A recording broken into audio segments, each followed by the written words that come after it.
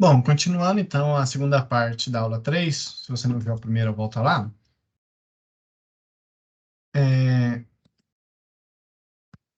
Continuando aqui com os símbolos Helmholtz, né? Como que a gente lê e utiliza eles para cada uma dos sistemas, tá?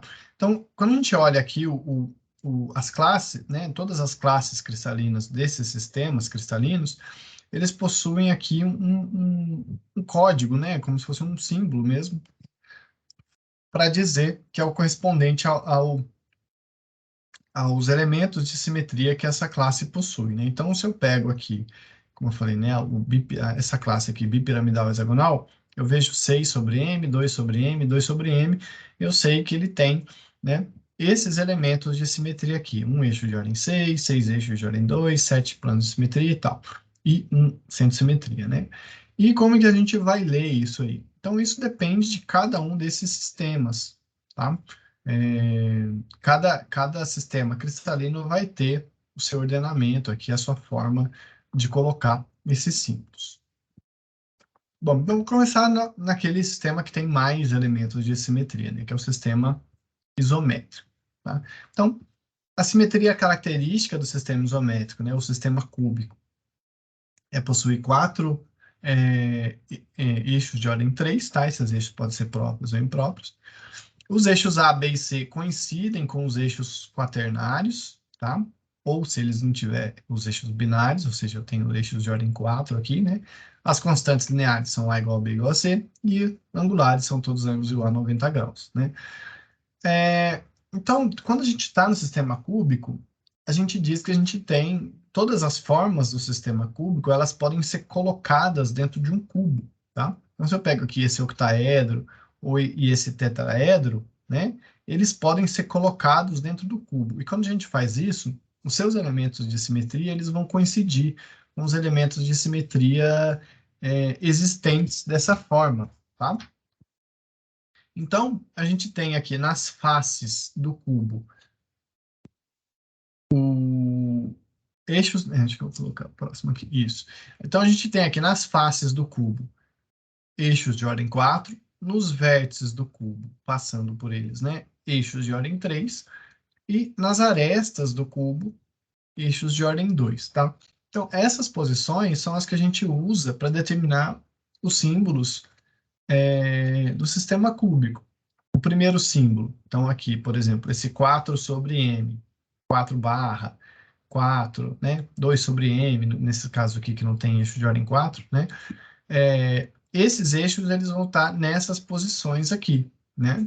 Relativos, como se fossem, né, no centro das faces do cubo. A segunda parte do símbolo, né, seria referente aos vértices do cubo, e todos eles vão ter esses eixos de ordem 3, tá? O cubo tem 4 vértices, né? Os vértices que passam de esses eixos estariam nas diagonais entre os vértices, né? Aqui. E com o cubo tem 4 diagonal, certo? Tem 4 diagonais dos vértices, então a gente tem nessas diagonais os eixos de ordem 3, né? Que vão passar por aqui. E a gente tem os eixos de ordem 2 que estão coincidentes com o centro das faces do cubo, né? Então, todas as classes cristalinas do sistema cúbico, a gente consegue encaixar e os seus elementos de simetria vão ser correspondentes a esses elementos aqui. Aqui a combinação de todas as classes, né, do sistema cúbico. Então, aqui a gente tem as 5 classes do sistema cúbico. Como ficariam aqui representadas? Às vezes o desenho está meio... mas dá para ver. A representação gráfica desses elementos de simetria, a projeção estereográfica desses elementos de simetria e de algumas faces aqui, tá? E as formas cristalinas que a gente, algumas, né, das formas cristalinas que a gente pode ter dentro dessas classes aqui, né? Então, eu vejo que, por exemplo, aqui o tetraedro, né, eu não posso ter nessa classe cristalina aqui, tá? Porque os elementos de simetria que a gente tem não permitem, né? Ele não permitiria eu gerar um tetraedro, Tá? Então, para cada uma dessas classes, a gente tem formas diferentes que podem ou não podem ocorrer. As formas, né, elas podem se sobrepor, tá? Quando elas estão dentro de uma mesma classe, e essas formas cristalinas possuem esses elementos de simetria dessas classes, né, elas podem se sobrepor. Então, por exemplo, é muito comum, né, que minerais do sistema cúbico possuam essas formas sobrepostas, né? Então, o cubo, o octaedro e o dodecaedro, né? Eles podem ocorrer juntos em dimensões diferentes, né? Então, aqui cada uma tem uma corzinha, né? E elas podem ocorrer como se fossem em proporções variadas, né? Eu posso ter só a pontinha de cubo, né? No dodecaedro, eles podem ter tamanhos equivalentes, né, a mesma proporção, uma pode se sobrepor em relação à outra, tá? Então, é comum que elas ocorram juntas, por exemplo, né? Não só aqui no sistema cúbico, né, mas aqui é um dos exemplos mais comuns, mas para as outras formas todas.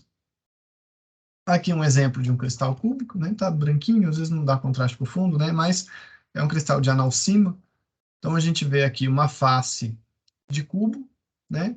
E faces de trapezoedro, né? Que são essas faces aqui, tá? Que a gente vê nessa seria correspondente a esse amarelo aqui. E aí, aonde a gente tem essa pontinha, a gente tem cubos aqui, tá? Então, essas formas cristalinas, elas podem se sobrepor. Alguns exemplos de minerais euédricos do sistema cúbico, né? O mais conhecido é a halita, forma os cubinhos, né? Um cubinho de sal, por exemplo.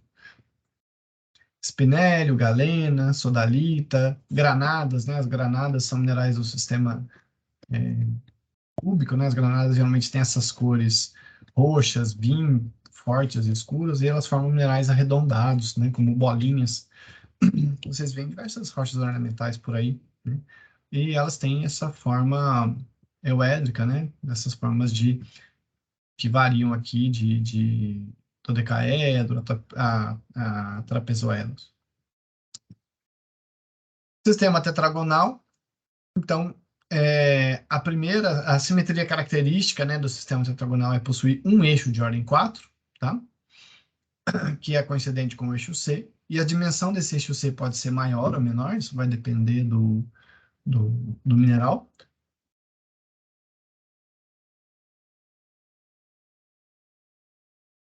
E a gente tem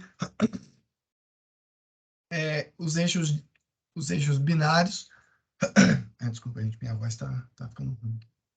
Os eixos binários vão coincidir com os eixos A e B, né? Então, aqui a gente tem A1 e A2, e os eixos binários vão estar aqui coincidindo com A1 e A2, né? As constantes lineares são A igual a B diferente de C, e as angulares, alfa igual a beta igual a gama, que é igual a 90 graus. Então, no sistema tetragonal, a primeira parte do símbolo vai ser coincidente com o eixo C, e a gente sempre vai ter um eixo de ordem 4, né? Então, o primeiro símbolo sempre vai ser um eixo de ordem 4, tá? O segundo símbolo vai ser coincidente com os eixos A1 e A2, e o terceiro símbolo coincidentes com as bissetrizes de A1 e A2, ou seja, eu vou ter elementos aqui no centro, né? Na bissetriz, né? Entre esses dois eixos aqui. Reparem que, aqui no caso, né? Eu tenho 4 sobre M, 2 sobre M, 2 sobre M. Então, 4 sobre M é a primeira parte, 2 sobre M é a segunda, 2 sobre M é a terceira. Aqui a gente tem 4 barra, tem um barra aqui, eu não sei por que não saiu, não saiu aqui na tabela, né? Mas a gente tem 4 barra, 2 e M, né? Primeiro símbolo, segunda parte, terceira parte. 4 MM, 1, 2, 3, né? E aqui, a partir esses três primeiros aqui, a gente só tem um símbolo, tá? Então, só tem um eixo 4 impróprio e um eixo 4 com plano de simetria perpendicular. Então, eu só tenho essa primeira parte, né? Respeitando aqui a existência da classe, né? E esse único símbolo seria um eixo de ordem 4, tá? Então, nem todos os símbolos vão ter os 4, né? Nem todas as partes das classes vão ter todos, né? sistema tetragonal é um dos que tem mais classes cristalinas, né? Junto com o hexagonal, são 7 classes, tá? E aqui como elas podem ocorrer de maneiras diferentes, né? Então, e os elementos de simetria que podem ocorrer, tá bom? Então, prismas tetragonais, bipirâmides e pirâmides tetragonais, né? Reparem que se eu tenho uma pirâmide tetragonal, tá? Eu não tenho um plano de simetria perpendicular a esse eixo de ordem 4, né? Onde essa pirâmide vai estar centrada, tá? Porque se eu tivesse um plano de simetria aqui, eu ia ter um correspondente da pirâmide lá embaixo, e aí eu ia ter uma bipirâmide, tá? Então, ou se eu tivesse um eixo de ordem 2 perpendicular a ela aqui, né? Então, dependendo dos elementos de simetria que a gente tem, né, na classe cristalina, eu posso ou não posso ter determinadas formas, tá? Isso é importante.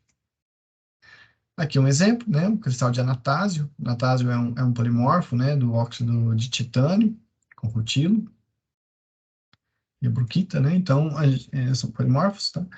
E o anatásio tipicamente ocorre nessa forma, né, tetragonal. A gente tem bipirâmides, então ele é bem bonitinho, o cristal quase sempre é o édrio, né? Então a gente tem aqui, nesse miolinho aqui, várias bipirâmides diferentes, tá? Com ângulos diferentes aqui, né? Dá para ver que ela tem uma quebra aqui no ângulo. Tem um pedacinho de um prisma tetragonal aqui, né? Uma bipirâmide que é dominante, e eu fecho essa bipirâmide com pinacoides, né? Lá o topinho, em vez de eu ter a pontinha da pirâmide, eu tenho como se ela tivesse sido cortada o topo, né? Alguns cristais tetragonais, então, a vesuvianita, a letra saiu escura aqui, mas a vesuvianita, zircão, xelita, são minerais comuns, tetragonais, e que sempre, né, quase sempre ocorrem euétricos, tá? Sistema ortorrômbico, que é a caixinha de fósforo. Então, a gente tem como simetria características ou 3 eixos de ordem 2, ou um eixo de ordem 2 e 2 planos de simetria, porque isso pode variar, a gente já vai ver. Então, e esses elementos eles são correspondentes com os eixos A, B e C. A, B e C são diferentes entre si, e os ângulos são de 90 graus. Então, para o sistema ortorrômbico, o primeiro símbolo corresponde a A, o segundo a B e o terceiro a C, né? Então, a classe cristalina que a gente tem mais elementos de simetria, né? A gente tem 2 sobre M, 2 sobre M, 2 sobre N, tá?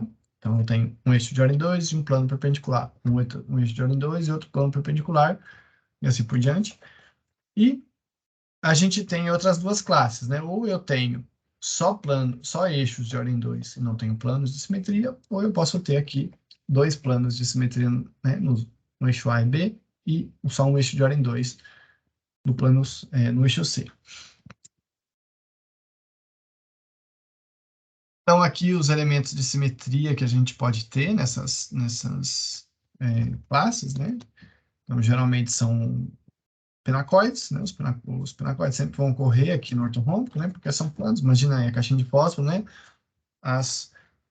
Os planos da tampinha são diferentes do lado e diferentes da frente, né? Então, isso são planos diferentes, né? Eu posso ter aqui pirâmides rômbicas, né? Bipirâmides romboédricas, ou seja, tem uma face, a seção delas são um losango, né? Das pirâmides, e prismas também romboédricos. Um exemplo daqui é um cristal da barita, né? Então a gente vê que a gente tem esses planos maiores aqui que dominam, que seria correspondente a esse plano amarelo, e esses prismas romboédricos que fecham aqui essa pontinha e essa lateral do cristal de barita, né? Como está aqui, que seria correspondente a esse plano abóbora, esse plano ciano aqui. Alguns cristais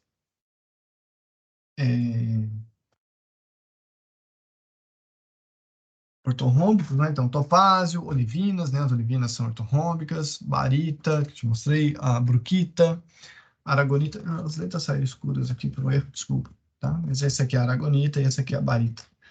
Então, são cristais que são ortorrômbicos. O sistema monoclínico, a gente tem só uma simetria característica, né? Que a gente tem ou um eixo de ordem 2, ou um plano de simetria, ou, né, um plano de simetria. A gente pode ter só um eixo de ordem 2, só um plano de simetria, ou os dois. É só isso que a gente tem, tá? A e C geralmente são eixos, né, que vão estar paralelos às arestas de maior crescimento, tá? As arestas mais desenvolvidas. As constantes, a gente tem que A é diferente de B, que é diferente de C, né? E a gente sempre vai ter um ângulo aqui, que é o ângulo entre A e C, né? Isso é por definição da classe, tá? A gente vai ter um ângulo que vai ser entre A e C, que é o ângulo beta, né? E esse ângulo beta ele vai ser diferente de 90 graus, enquanto que o ângulo entre C e B, né? C e B, a gente tem um ângulo alfa, né? E o ângulo entre cadê? B e A, né? Que é o ângulo gama, são iguais a 90 graus, tá? Os elementos de simetria, aí a gente já começa a ter menos elementos, né? A gente vai ter muitos planos, muito pinacoides diferentes, ou às vezes aqui alguns pédiums até, né? Que são aqueles planos sozinhos, tá? Então a gente só vai ter esse elemento de simetria, só um ou outro, ou os dois, né? Juntos, mas e esses eixos, esses elementos de simetria, eles são correspondentes ao eixo B, tá? Que é esse eixo aqui, né? Esse eixo aqui. Então eu vou ter um eixo de ordem 2 aqui, correspondente a concordante com B, né? E um plano de simetria que seria perpendicular a B, né? Eu posso ter os dois juntos ou um separado do outro, tá? Mas eles sempre vão estar relativos ao eixo B. Cristal bonitinho aqui da azurita, tem essas cores bonitas, né? Os minerais de cobre são sempre muito cores vibrantes. Então a gente vê aqui vários conjuntos de pinacoides, né? Diferentes que vão formar essa forma cristalina aqui, né? Do sistema monoclínico. Tá?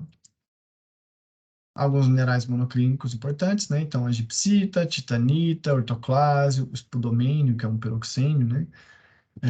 Os peroxênios, a gente divide eles em ortoperoxênios, que são peroxênios ortorrômbicos, ou clinoperoxênios, que são peroxênios monoclínicos. Então, tem essa diferença estrutural aí entre grupos de minerais, às vezes. O sistema triclínico, ele não tem elementos de simetria, tá? A é diferente de B, é diferente de C, alfa é diferente de beta, que é diferente de gama, que é diferente de 90, ou seja, pode ser qualquer coisa com qualquer coisa. E a gente não tem elementos de simetria, né? O único elemento de simetria possível de existir no sistema triclínico é um centro de simetria, tá? Então ele só tem duas classes. Uma classe que não tem elemento de simetria nenhum, e aí enfim, só um monte de pédions isolados e sozinhos, formando, né, uma forma qualquer.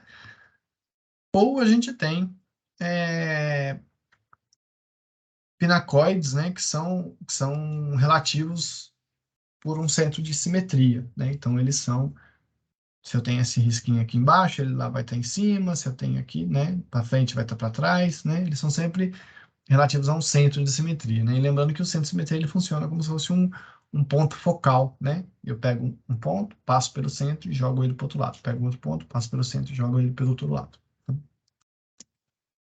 Então aqui um mineral, axinita, né? E aqui esse monte de pinacoides, né? Relativos por um centro de simetria. Alguns minerais triclínicos, então rodonita, microclínio, que é um feldspato alcalino, cianita, serandita. Esse daqui ficou aqui em cima, a letra.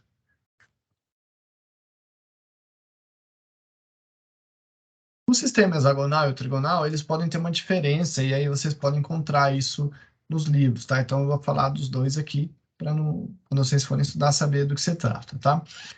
A simetria característica do hexagonal é um eixo de ordem 6, e esse um eixo de ordem 6 ele é concordante com o eixo C, né? Ele é coincidente com o eixo C. As constantes, a gente pode colocar em termos de quatro eixos, né? A1, A2 e A3 é diferente de C. Ou, e as constantes angulares, né? A1, A2 e A3. Alfa, né? Aqui no caso, o alfa, que seria o alfa, alfa 1, 2 e 3 aqui, desculpa, errei aqui. De 90 graus, ou seja, o ângulo entre o eixo A e C é 90 graus, tá? E essa é a anotação de 4 eixos, né? Ou a gente pode fazer a anotação com 3 eixos, tá? E aí, nesse caso, a gente vai usar que A é igual a B e diferente de C, né? Então, eu tenho aqui A e B é igual, tá? E o ângulo alfa e beta, ou seja, o ângulo entre C e A e C e B, eles são igual a 90 graus. E o ângulo entre A e B, o ângulo gama, é igual a 120 graus, né? Se a gente tem essa formulazinha aqui, também eu vou gerar essa simetria hexagonal da mesma maneira, tá? Então, vocês podem encontrar desses dois jeitos no material de estudo. Bom, a primeira parte do eixo, a primeira parte do símbolo, né, no caso aqui, é correspondente ao eixo C. Então, todos eles no eixo C, a gente vai ter um eixo de ordem 6. E esse eixo de ordem 6 pode ser próprio ou impróprio. A segunda parte do símbolo, a gente vai ter elementos que coincidem com a 1, a 2 e a 3. Então, geralmente são eixos de ordem 2 com planos de simetria perpendicular, né? Então, aí eu posso ter só os planos de simetria ou só os eixos de ordem 2, ou eles juntos. E a terceira parte do símbolo são as bissetrizes de A1, A2 e A3, né? Então, o que entraria aqui assim, né? E aí também eu posso ter o eixo de ordem 2 e ou planos de simetria perpendicular a esses eixos, né? E aí a combinação desses elementos todos. Então, vai me gerar também 7 classes cristalinas, né? Que vão ter essas combinações diferentes dentro das possibilidades aqui, tá? Então, de novo, a gente pode ter bipirâmides, prismas, pinacoides, né? Só pirâmides e pédions, né? Se eu não tivesse plano de simetria perpendicular ao eixo 6. Eu posso ter prismas ditrigonais, né? Posso ter prismas diagonais, tá? Então, tudo vai depender daqui dos elementos.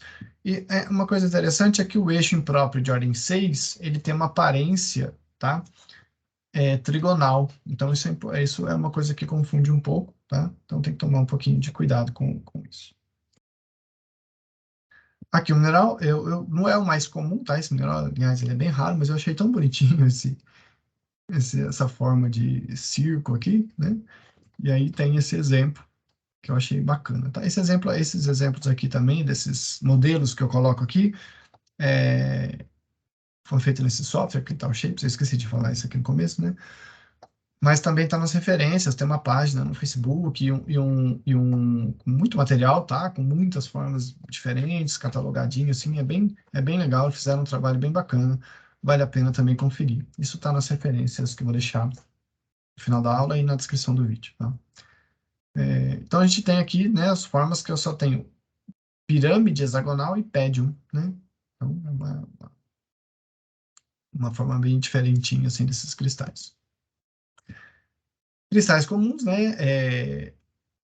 Berilo, né, que é a água marinha, esmeralda, né, hexagonal, quase sempre forma cristais hexagonais bonitos.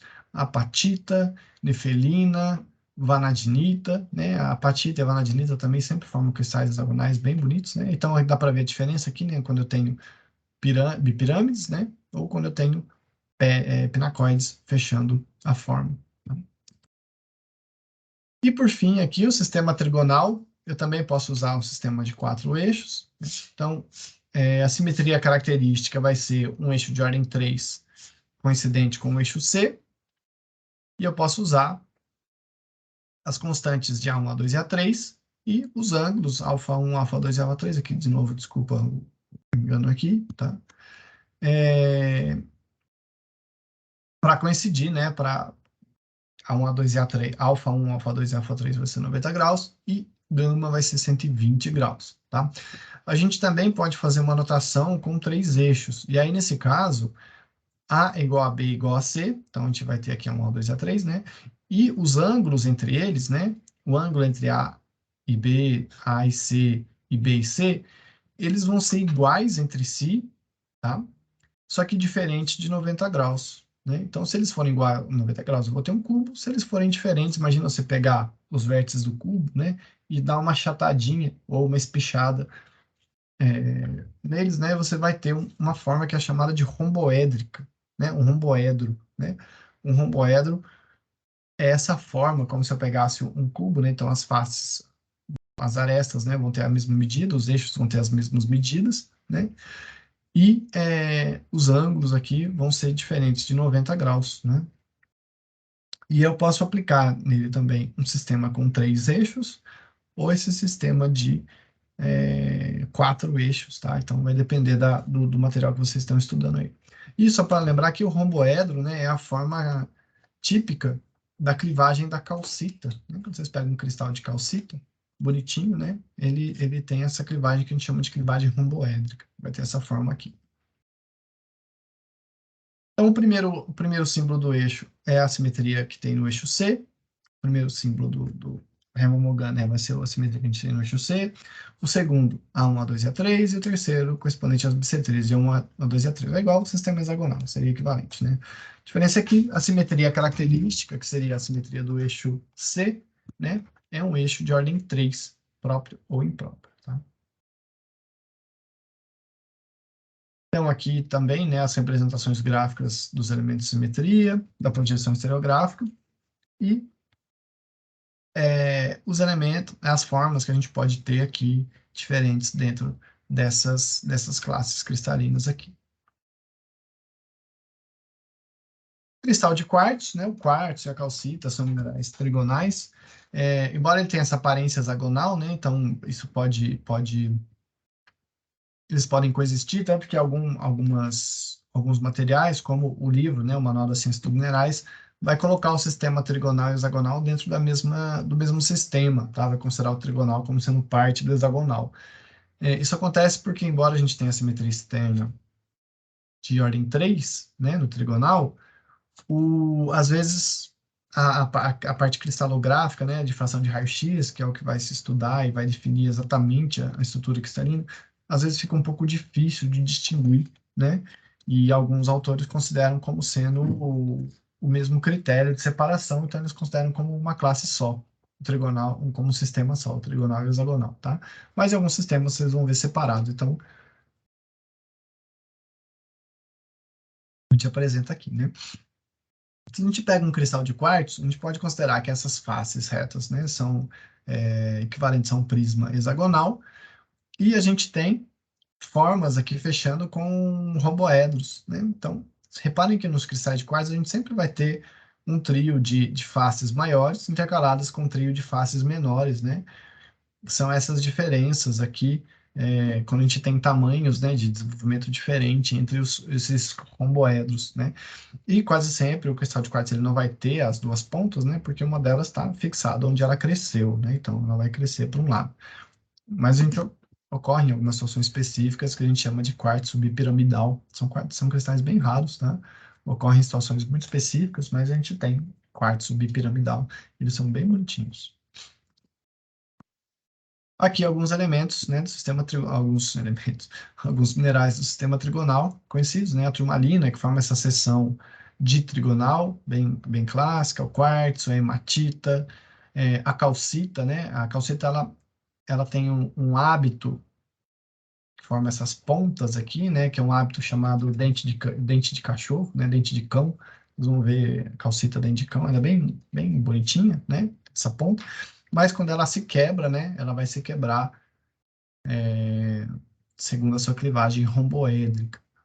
E o córindon, né, também é um mineral trigonal. O córindon também tem as suas variedades gemológicas, né, que é o rubi e a safira. Então, aqui um resumo, né, das classes, de novo, né, aqui das classes cristalinas, os símbolos Helmholtz e os elementos de simetria que pertencem, né, a essas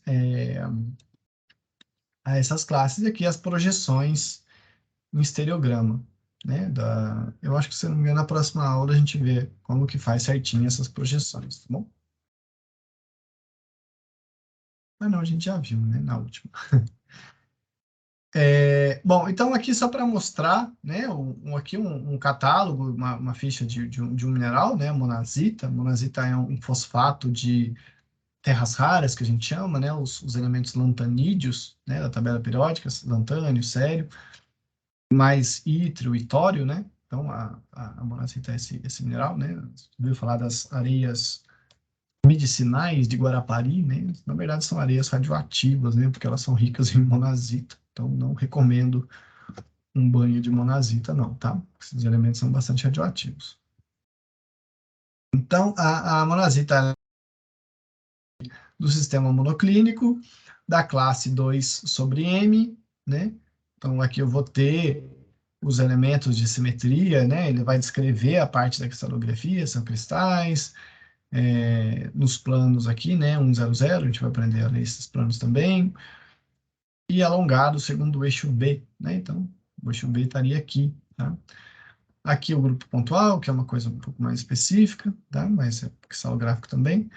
E os parâmetros de seda, né? Então, aqui a gente coloca, ele é monoclínico, então A vai ser diferente de B, diferente de C, e alfa e gama é igual a 90 e beta é diferente de 90, né? Então, a gente vê aqui que A é igual a 6,79, B é igual a 7,01 e C 6,46, ou seja, A diferente de B diferente de C, e beta, que é um ângulo que é diferente de 90, é igual a 103 graus e 38 minutos, né? Tá vendo? Isso aqui, A, B e C estão medidas em angstroms, né? Angstroms é 10 a menos 10 metros, tá? Então, e a gente tem esse nível de precisão sim nas medidas por conta das determinações de fração de raio-x, tá? Então, aqui é só um exemplo, né? Como a parte cristalográfica ela é bastante importante para a determinação específicas aqui dos minerais, tá?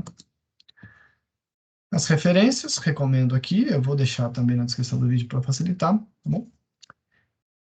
E é isso, até a próxima.